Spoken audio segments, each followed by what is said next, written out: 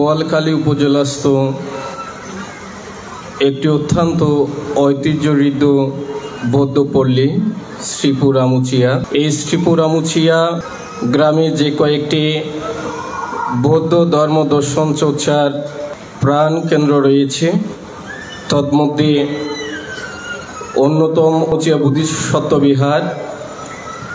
এই বিহারে প্রতি বছর ন্যায় আয়োজিত বৌদ্ধদের অন্যতম প্রধানতম ধর্মীয় উৎসব, প্রাণের উৎসব দানোত্তম শুভ কঠিন চিবুর দান। এই কঠিন চিবুর দানকে কেন্দ্র করে গতকাল থেকে আজকে অবধি অত্যন্ত বর্ণাঢ্য অনুষ্ঠানমালার মধ্য দিয়ে এই কঠিন চিবুর দান উৎসব অত্র বিহারের দায়ুদ্দায়িক এবং উপাসক উপাসিকা কর্তৃক আয়োজন করা হয়েছে। আমাদের আজকের এই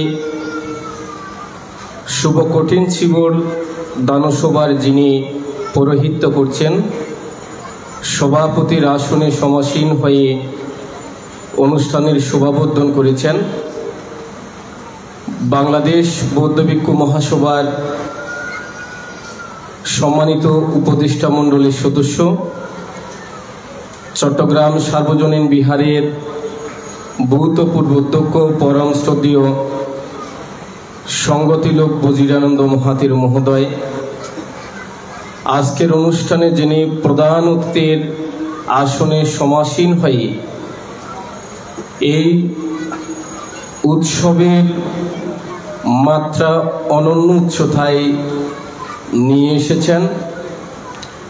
1753 খ্রিস্টাব্দে প্রতিষ্ঠিত মহামতি বুদ্ধ সৃষ্ট সেই মহান সঙ্গের যিনি সম্রাট অশোকের গুরু মোগলিপুত তীর্থস্থবীর পরম্পরা ভিক্ষু সংঘের উপমহাদেশের ভিক্ষু সংঘের মূলধারার থেরবাদী সাংঘিক সংগঠন বাংলাদেশ বৌদ্ধ ভিক্ষু মহাসভা। যে ভিক্ষু মহাসভা ওয়ার্ল্ড বুদ্ধিস্ট সংঘ কাউন্সিল এবং ওয়ার্ল্ড ফেলোশিপ অফ বুদ্ধিস্টের এ দুটি আন্তর্জাতিক সংগঠনের একমাত্র আঞ্চলিক কেন্দ্র হিসেবে একই সাথে বুদ্ধ শাসনের কল্যাণে কাজ করে যাচ্ছেন।